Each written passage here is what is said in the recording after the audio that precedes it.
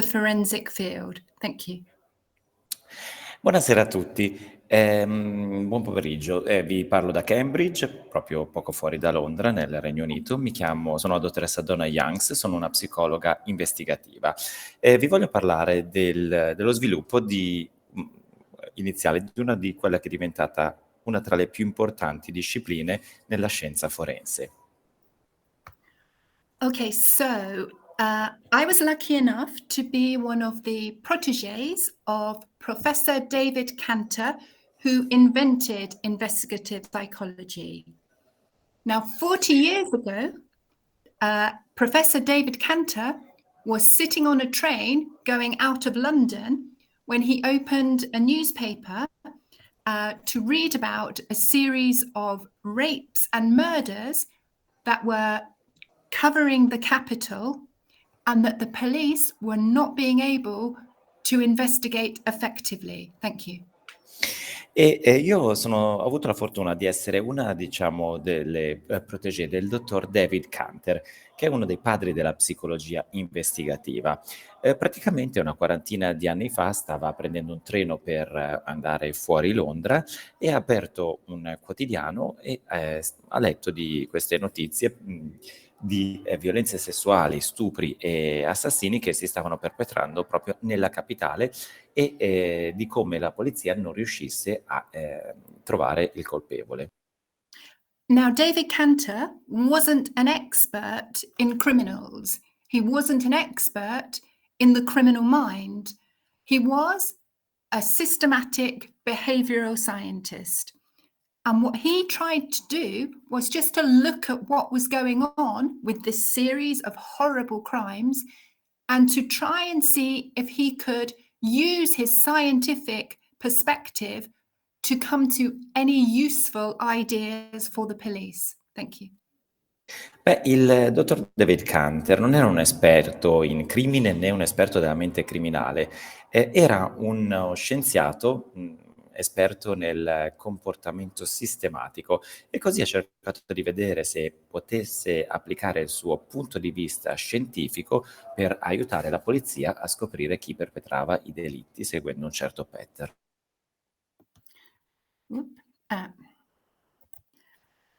And what he did was to look at the crimes in a systematic way, to plot the crimes these are the crimes plotted on a map of London.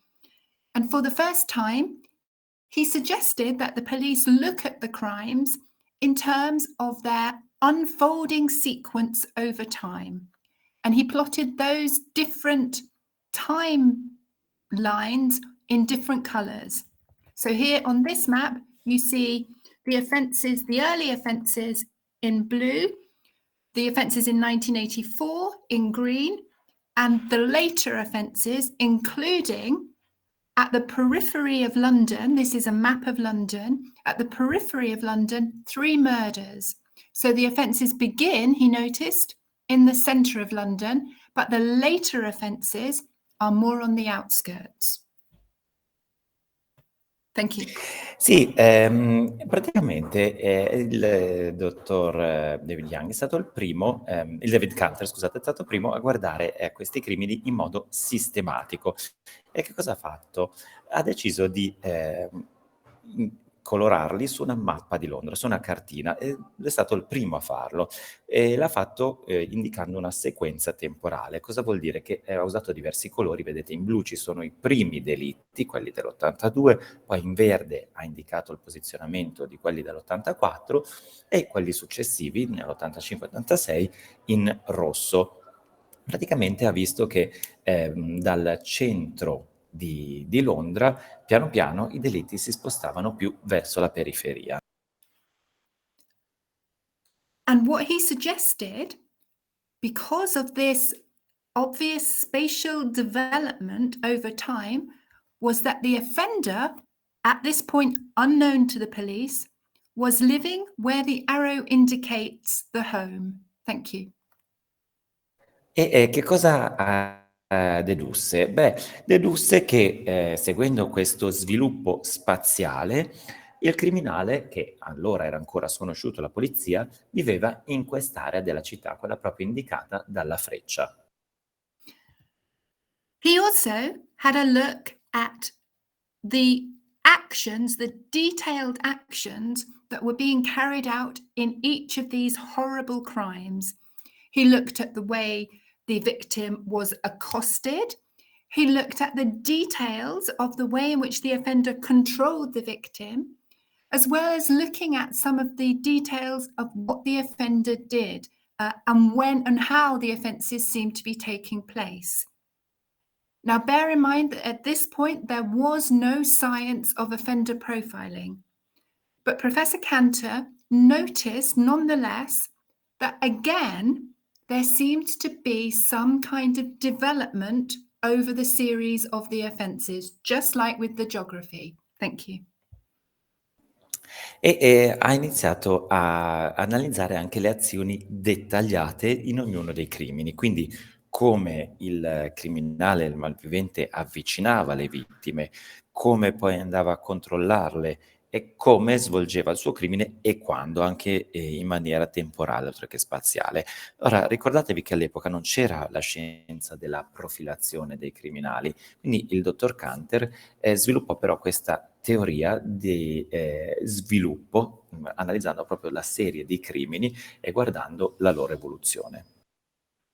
So the development he noticed was that the offender seemed to become more determined, prepared to take more risks to get his victim, that the offences seemed to become more systematically planned, that the offences were starting to take place not just at the weekends, but also during the week, and that there seemed to have been a move from one offender to two offenders. Putting all this together, he concluded that the offender was becoming more committed to this life of rape and murder. Thank E you. allora, che cosa ha fatto, notando questo sviluppo? Ha notato che il criminale diventava sempre più determinato, era disposto a correre sempre più rischi per avvicinare la vittima e che i delitti erano sempre più pianificati in maniera sistematica. Poi ha notato anche che, c'era un cambiamento, di abitudine e quindi i delitti non avvenivano più solo nel weekend, ma anche nei giorni della settimana. C'è anche stato un passaggio dall'azione individuale a un'azione in coppia. Quindi ha, concluso proprio che c'era, un coinvolgimento sempre maggiore del criminale nello svolgere questi atti di violenza sessuale e omicidio. Now, just using these two simple principles based on his understanding of human behavior, not in the forensic context, but just generally as a psychologist, Professor Cantor developed one of the very first offender profiles, a list of the likely attributes of the person he thought was the perpetrator, and submitted this profile to the Metropolitan Police, Scotland Yard in London. Thank you. E usando questi 2 semplici principi, quindi studiando il comportamento umano in maniera generica, quindi non con la scienza forense, ma proprio con la psicologia, il dottor Canter, iniziò a stilare, quella che oggi chiamiamo profilazione, quindi una lista di attributi del perpetratore che poi ha trasmesso alla Polizia Centrale di Londra. He heard nothing for days and days and days. And then one day, Professor Cantor got a telephone call in his office. It was the police investigator leading this investigation. And he said to him, Professor Cantor, I don't know how you did it, but your profile was incredibly accurate. Thank you.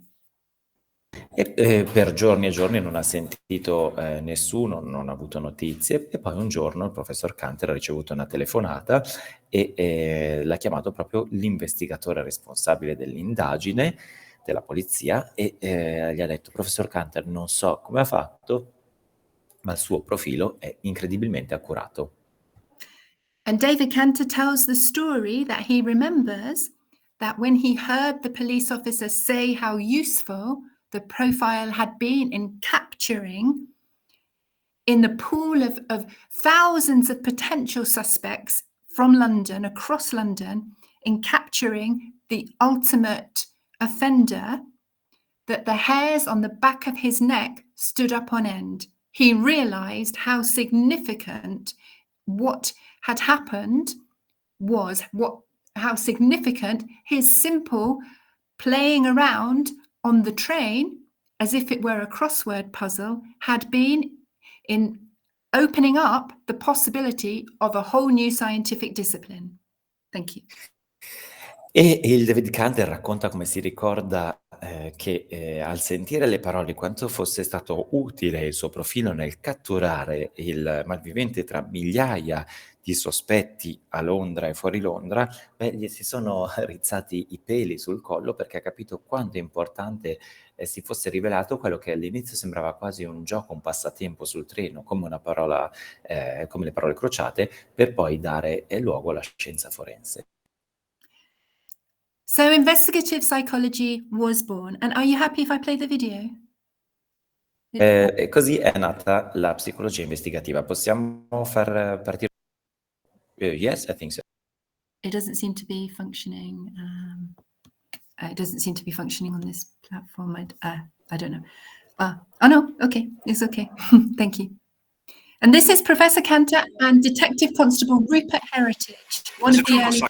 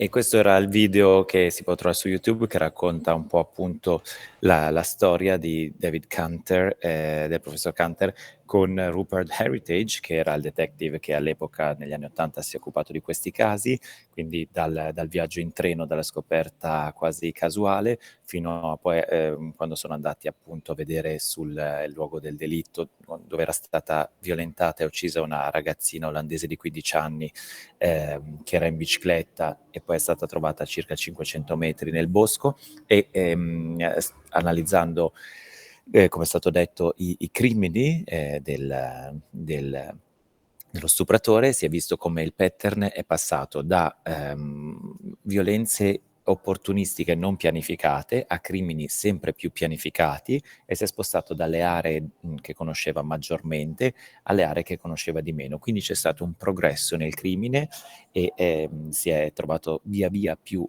fiducioso, sicuro di sé nel commettere questi crimini, e appunto poi il lavoro del professor Canter è stato fondamentale nel trovare Duffy, che era appunto la persona, il criminale che nell'87 è stato arrestato, è stato accusato di 2 omicidi e 5 violenze sessuali, e qualche anno dopo è stato trovato anche il suo complice, e ora entrambi sono in carcere con l'ergastolo.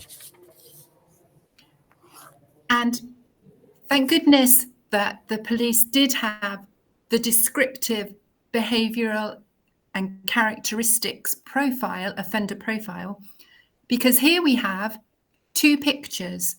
That the first, on the right-hand side, without the beard, being the way John Duffy looked when he was committing the offences, and the picture on the left being the picture of the way that John Duffy looked when he was ultimately arrested. So it just shows you how useless the eyewitness accounts of what the offender looked like would have been in getting the police to identify John Duffy as the suspect. E grazie a Dio la polizia ha avuto come arma proprio la profilazione, la caratteristica comportamentale di questo criminale, perché giusto per farvi un esempio, vi mostro come in questa slide ci sono 2 immagini, 2 foto della stessa persona, del criminale John Duffy, a destra senza barba, all'epoca in cui ha commesso i reati, e a sinistra al momento dell'arresto. Questo per farvi capire quanto siano inutili spesso i testimoni oculari nell'identificazione del colpevole. Thank you. And were Professor Cantor's ideas about the offender becoming more committed to this life of rape and murder?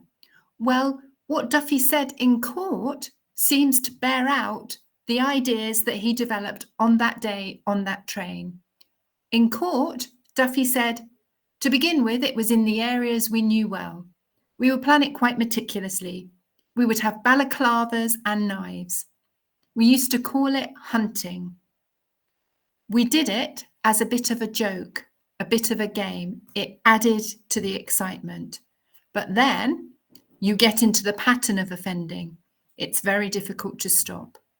So this seems to bear out the idea of an offender becoming increasingly committed. Thank you.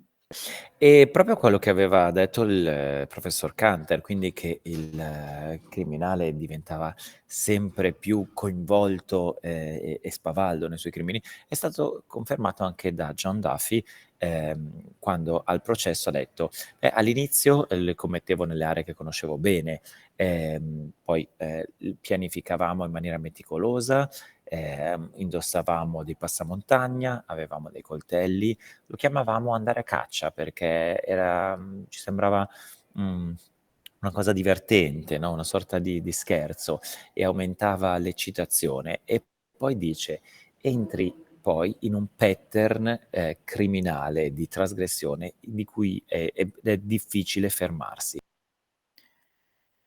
So in creating this new discipline, David Cantor was very concerned that it wasn't just about him as a brilliant expert, him or his colleagues as but rather that he was creating a whole scientific discipline. So not one individual contributing to an investigation like Sherlock Holmes. Instead, he wanted to develop a whole discipline that would integrate systems and frameworks and psychology into the whole way investigations were carried out. Thank you. E quindi lì è nata questa nuova disciplina grazie al dottor Canter, però il professor Canter non voleva che la sua attività fosse strumentale solo alla risoluzione di un caso, no?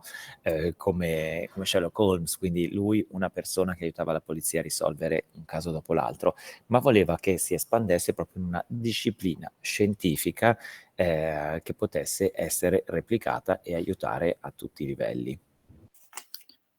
This meant that what he wanted to develop was a discipline, and this is the first text for the discipline that was written.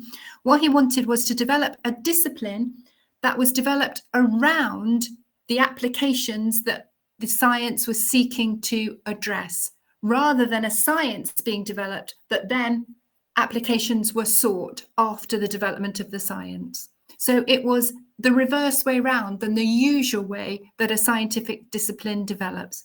And I want to tell you about what the different questions, operational questions, that in the early investigative psychologists sought to do the science to provide answers for now.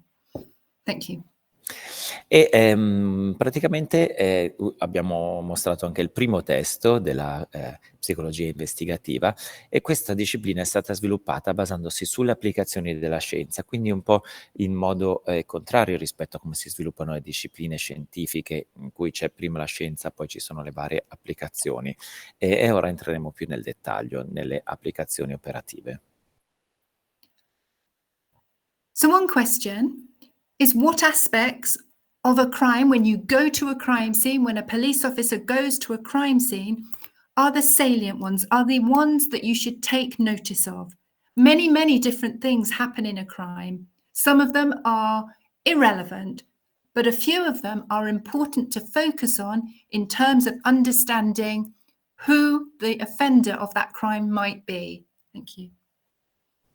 E ad esempio iniziamo a vedere le domande che bisogna porsi. Allora, la prima è la rilevanza, quanto è saliente un aspetto. Ad esempio, quali sono gli aspetti di un crimine che sono i più salienti? Perché quando ci si trova sulla scena di un crimine ci sono tantissimi aspetti, alcuni possono essere irrilevanti, mentre pochi sono veramente importanti per poi identificare chi è il perpetratore del crimine. The next question is, how do we identify, arrange a pool of people to include in the investigation? And many suspects, potential suspects, are known to the police. How do they draw those suspects out of their extensive records into a pool of elicited suspects? Thank you. Identificare un range di persone, una rosa di persone tra i tantissimi sospetti che sono già attenzionati dalla parte della polizia. Quindi la polizia ha dei database molto molto grandi. Come poter restringere questo pool di potenziali omicidi? But once you've got a pool of perhaps 20, 25 suspects, resources are tight. So if you can put those suspects in order of priority to focus your resources on the most likely suspects, that's the next operational application that investigative psychologists tried to provide the science to help with. Thank you. E poi c'è la prioritizzazione sospetti, ossia una volta che si è arrivati a 20, 25, non so, questo pool di sospetti, le risorse comunque sono limitate. Quindi come concentrarsi sui sospetti, concentrare risorse e tempo, mettendo in ordine di priorità questi sospetti. Geographical offender profiling has absolutely transformed the way behavioral scientists can help police investigations. So this was one of the next operational questions that investigative psychologists tried to do the science to provide answers to. Where you know a crime, knowing where the crime has happened, can you predict where is the offender most likely to have a base to be living? Thank you.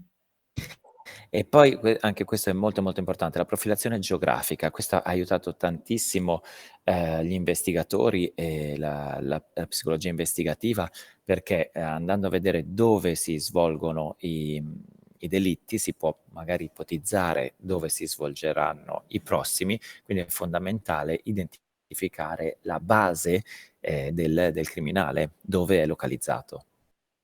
Thank you.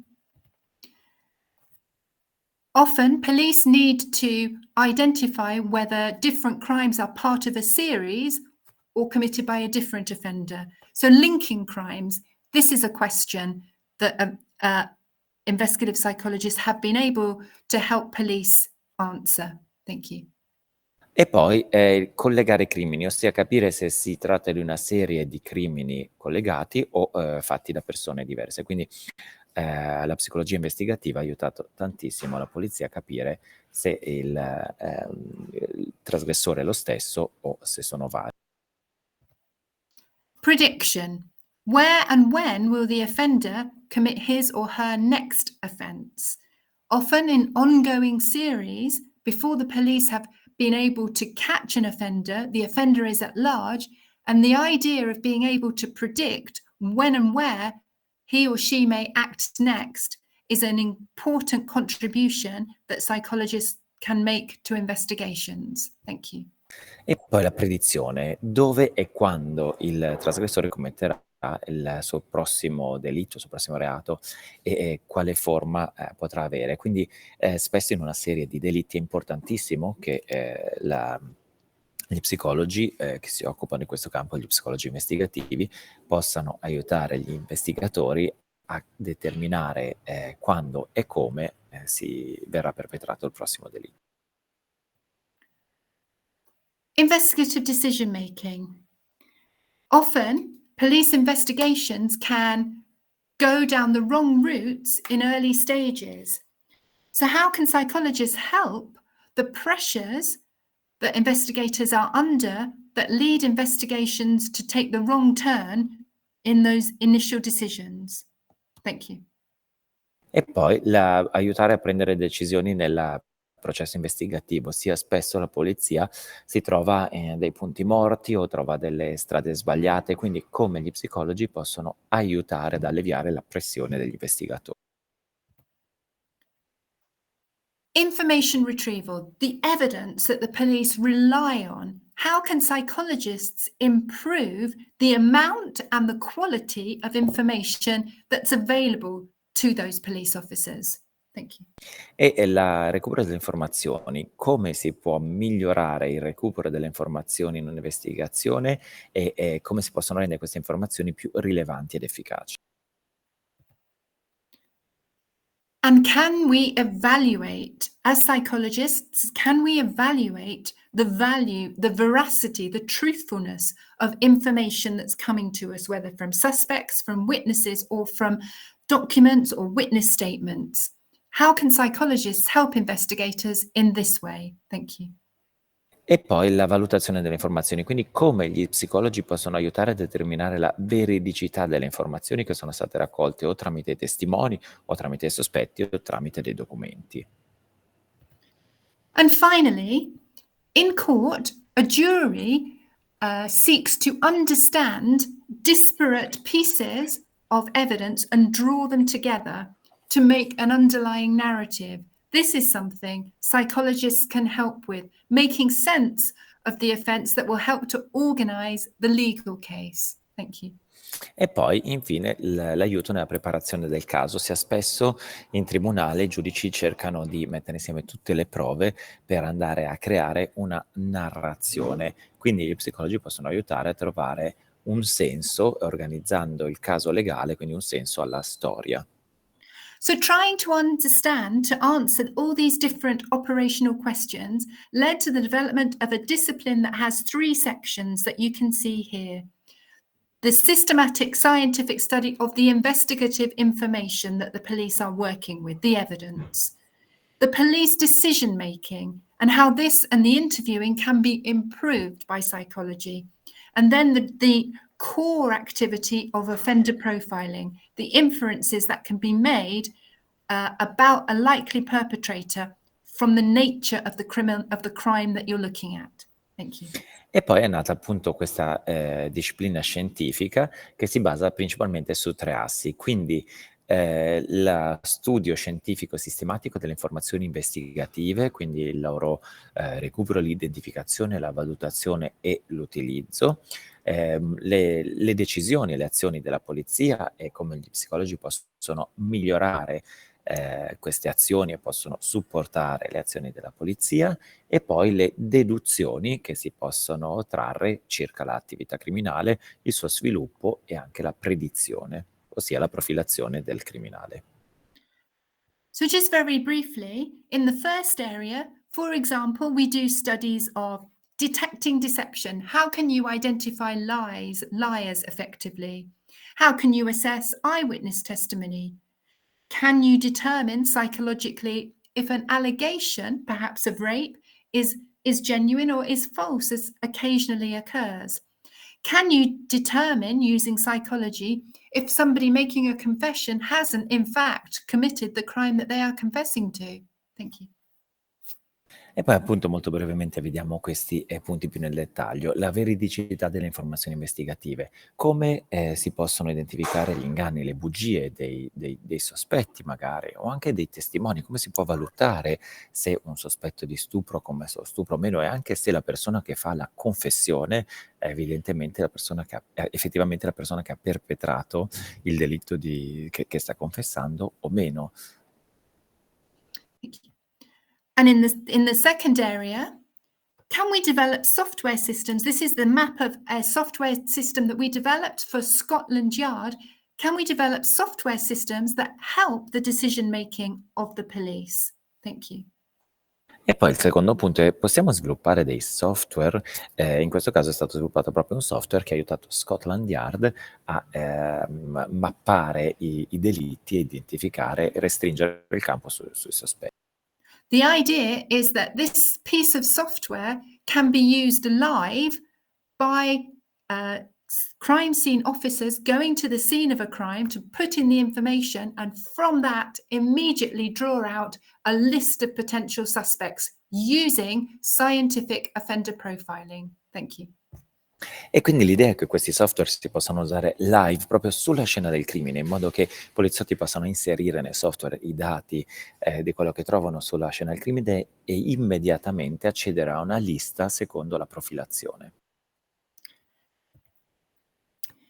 And we also look about helping effective interview strategies. And here are some of the ideas from offender profiles that psychologists might give to an interviewer, to focus, to tailor the interview strategy to the psychological profile of the suspect being interviewed.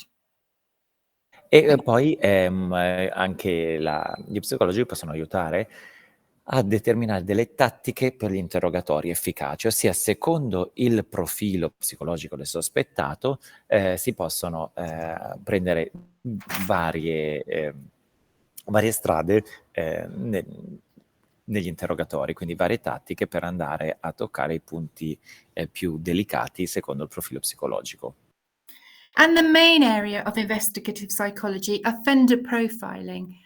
How can psychologists contribute to investigations? Well, what the key discovery here from our scientific studies is that different types of individuals commit their offences, the same offence, in different ways. So burglars are different, murderers are different. Thank you. E poi come possono contribuire gli psicologi alle investigazioni, quindi ad esempio la scoperta chiave è stata che vari individui commettono il crimine in maniera diversa, ad esempio non tutti i ladri hanno le stesse tecniche, così come non tutti gli omicidi, eccetera. But of course, the important question is, what are the differences? What types of patterns of modus operandi do you see if you look in detail at a whole range of different crimes? And here I have the statistical output from a detailed study of 100 serial murder crime scene information. So this is an analysis which shows us the different patterns of modus operandi that investigative psychologists identified in serial killing.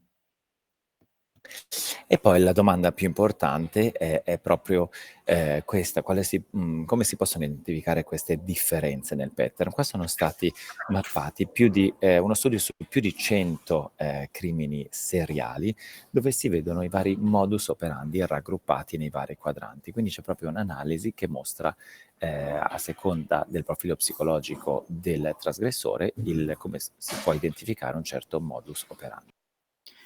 It looks complicated, but all you need to understand is that the closer to behaviors, or as you can see on the plot, the more likely they are to be part of the same crime scene. So they are, in fact, a pattern of modus operandi, 4 different patterns of modus operandi that we can see here. Thank you. Quindi sembra uno schema complesso, però in realtà ci sono 4 differenti schemi, 4 differenti pattern di modus operandi, e più si avvicinano al centro, più si somigliano. So what you can see here is that 4 distinct patterns of modus operandi seem to be revealed in serial murder. So we have those crimes, some crimes, which are all about sexual control. And in these crimes, we see attack to the personal aspects of the victim. So attacks to the face. We see the offender using his mouth, an intimate action, bite marks. We see the gagging of the offender. We see the use of restraints and so on. This is all about sexual control, these crimes. E poi ad esempio sto mostrando questi 4 differenti pattern di modus operandi negli omicidi seriali, e quelli legati agli stupri mostrano un controllo sessuale. Nel controllo sessuale ci sono dei pattern che sono gli attacchi al volto, quindi vengono sfigurate le vittime, ci sono dei morsi da parte dell'aggressore, c'è soffocamento, eccetera. Quindi si ritrovano tutti questi elementi del controllo. Totally different are the behaviors in the pattern on the left side of the plot, which are all post-mortem acts of mutilation. So here we have behaviors that involve dismemberment, mutilation, decapitation. When these behaviors occur after the death of the victim, these tell us that we're looking at this mutilation pattern of modus operandi. Thank you. E poi nella parte sinistra del grafico vedete come invece c'è un pattern completamente diverso, che è quello della mutilazione, quindi decapitazione, mutilazione, tutte cose che avvengono post mortem. Quindi queste azioni avvenute post mortem sono dall'altro lato dello schema, perché sono un pattern diverso da quello che abbiamo appena visto, ma racchiudono comunque un comportamento, un pattern. A very different set of offences that we sometimes see are those that we call plunder. And these are very rapid, very frenzied, frenetic attacks that involve clothing being scattered, belongings being scattered, the victims being bludgeoned and beaten in an out of control manner. Thank you. Poi un set di crimini molto molto differente è quello proprio delle rapine con scasso, quindi entrano in casa, i ladri vogliono buttare in giro i vestiti e fare una violenza fisica se trovano delle persone in casa, quindi un comportamento molto diverso. And the final modus operandi is very different again. This is one where it's all about the effective completion of the murder. So here, the offender will carry out multiple killing methods, and we call this execution because they are absolutely committed to executing the victim. Thank you.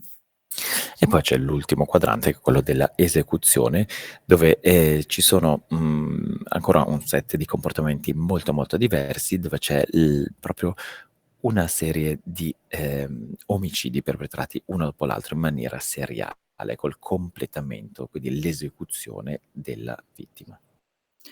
But these are the detailed crime scene actions and the scientific modelling of the modus operandi, the way these different crime scene actions co-occur. What we also wanted to know was what was really underlying the different crime scene action patterns we were seeing. What were the different motivations? Thank you. Ma oltre a questo volevamo anche sapere cosa c'era alla base di questi pattern, quindi fondamentalmente quali erano le vere motivazioni che spingevano i perpetratori di questi crimini. So what we did was to go into prisons and to talk directly to hundreds and hundreds of offenders without judgment about what they did and how they did it. And this is one example of the verbatim account given to us by one murderer. Thank you. E che cosa abbiamo fatto? Siamo andati in varie prigioni, abbiamo parlato a centinaia e centinaia di criminali senza giudizio, ma abbiamo parlato di cosa hanno fatto e come l'hanno fatto. E questo è proprio un resoconto del verbatim di uno di questi omicidi. Cosa ci ha raccontato? I hope you can see that this is very different. The way that this offender talks about, you can see here, there being a grievance, him vowing to confront him, it being a matter of defending his mother, is very different in psychological tone than this one. Quindi potete vedere che il primo parla appunto di difesa della madre, di risentimento, di promessa, di riscatto, e in termini psicologici invece è molto molto diverso dal racconto di questo secondo criminale. Now, collecting hundreds and hundreds of these types of accounts, we applied rigorous scientific methodology and analysed them and whistled it down to identify 4 main types of motives underlying the different ways in which offenders committed different types of normally violent offences. Thank you. E quindi raccogliendo centinaia e centinaia di queste testimonianze, applicando un metodo scientifico di catalogazione, abbiamo identificato 4 diversi tipi di motivazione di questi criminali violenti. And what we discovered was that the best way to understand these different motivations was in terms of the underlying story that the offender was living out and the role that he or she was playing in that story. Thank you. E abbiamo visto che principalmente si catalogavano secondo il ruolo, il modo in cui narravano la storia e il ruolo in cui loro si descrivevano, si identificavano all'interno di questa narrazione. And there are 4 different narrative roles that we've identified time and time again with all sorts of different criminals. The first of these is the heroic offender. Now, this offender believes they are on a righteous mission. Their offending is about the demonstration of their bravado and their manliness. They see themselves as a hero. Thank you. Il primo di questi ruoli è proprio quello eroico. Si vedono come in una missione di giustizia, vogliono mostrare la loro spavalderia, la loro virilità, e il ruolo chiave in cui si vedono è quello proprio dell'eroe. For other offenders, their offending is about being competent and powerful, mastering the world. These people see themselves as being the professional. Thank you. E poi c'è una seconda categoria, quelli che si vedono come quasi degli esperti, dei padroni del mondo che hanno grande competenza, potere, quindi si vedono come dei professionisti. A different story that some offenders are living out is the revenger's tragedy. For this individual, they see themselves as having been wronged. They believe they have no choice but to retaliate to what has happened to them. They see themselves as the revenger. E poi c'è la categoria di quegli individui che si vedono come se gli fosse stato fatto un torto, che non hanno scelta se non farla pagare, quindi si vedono come i vendicatori. And finally, we have a very different type of storyline that we picked up from interviewing all these offenders. And that storyline is the storyline of the victim. These are people who report a generalized sense of impotence and powerlessness. For them, there are no rules and meaning. Everything is confusing and they feel alienated. These people see themselves, whatever the offence they've committed, they see themselves as the victim. Thank you. E poi c'è un ruolo molto molto diverso. La quarta categoria che abbiamo identificato è quella di persone che parlano di un senso generalizzato di impotenza, poi parlano di alienazione, confusione, assenza di regole, si vedono come le vittime. And interestingly, these narratives are actually narratives that I would find if I talked to any of you about what motivates you in your normal lives.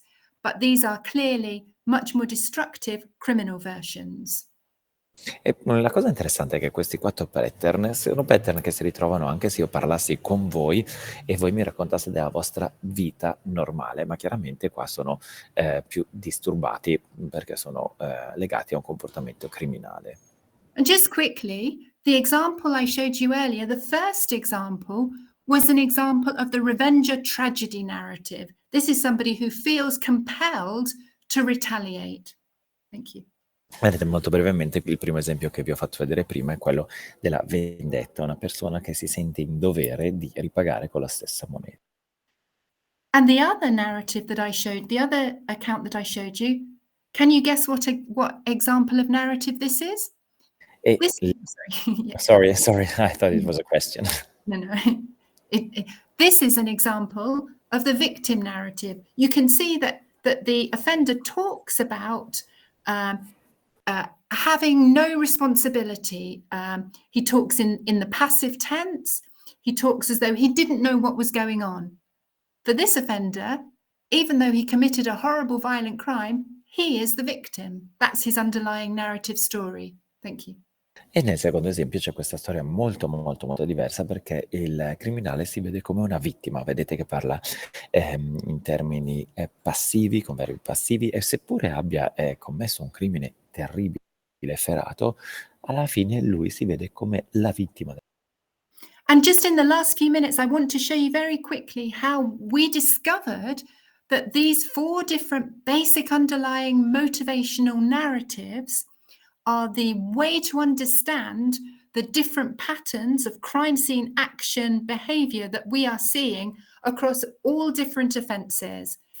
These different narratives are the basis for differentiation, whether you're looking at arson, at burglary, at robbery, at rape, at murder, at stalking, at the whole range of different offences.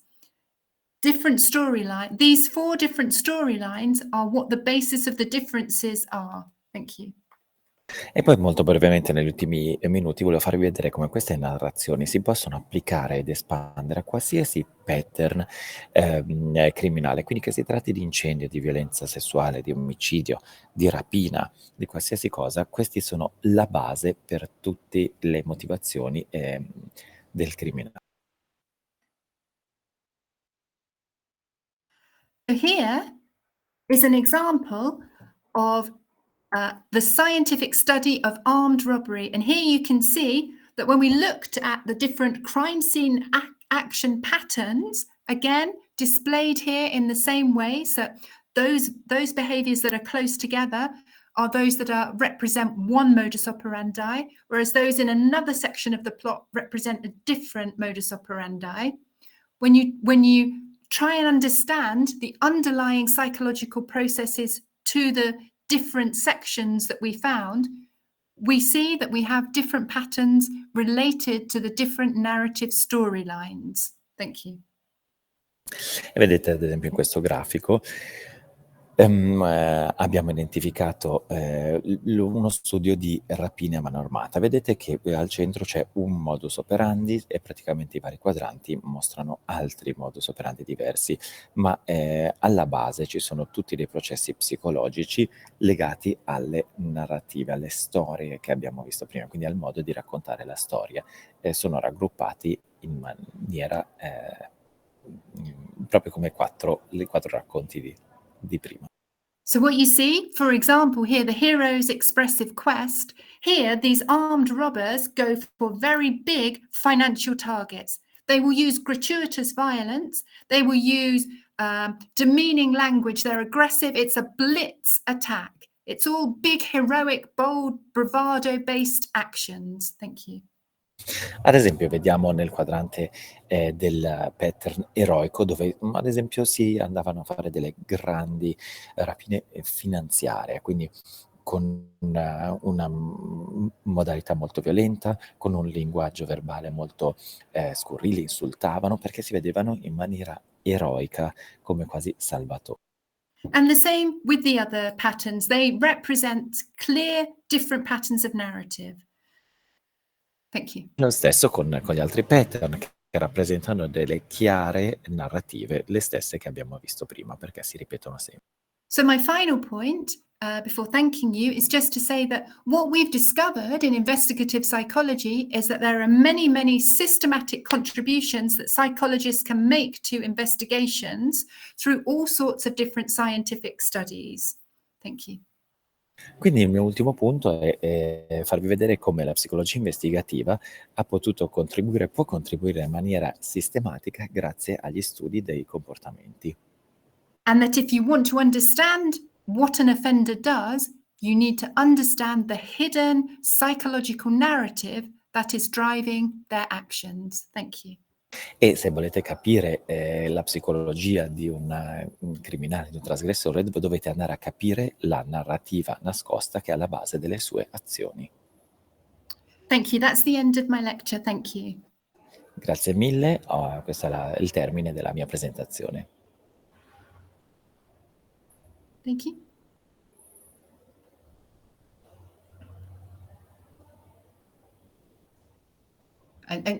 Does anybody have any questions at all? Thank you. C'è qualcuno che vuole fare delle domande? Se avete delle domande abbiamo ancora del tempo. Yeah, there's a question in the chat, I think. Okay, thank you. I can't see it. Can somebody tell me the question? Okay, I will read you the question. Sì, prego Filippo, faccia pure la domanda.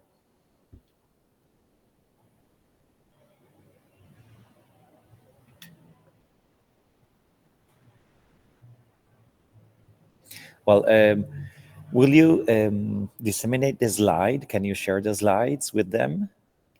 Yes, that's possible. Yes, that's possible. Thank you. Sì, la professoressa può poi farvi avere le slide.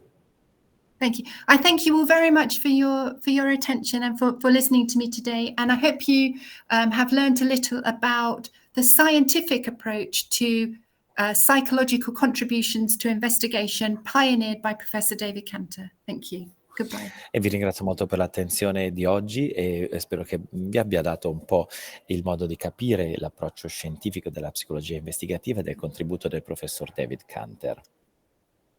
Thank you. Bye-bye. Bye-bye. I can't see anybody. Grazie a tutti. They're writing that it was extremely interesting. They thank you for your time. The pleasure is ours. Thank you very much. It was super interesting. So they're just commenting. Thank you. I hope to see you all soon. Thank you. Bye-bye.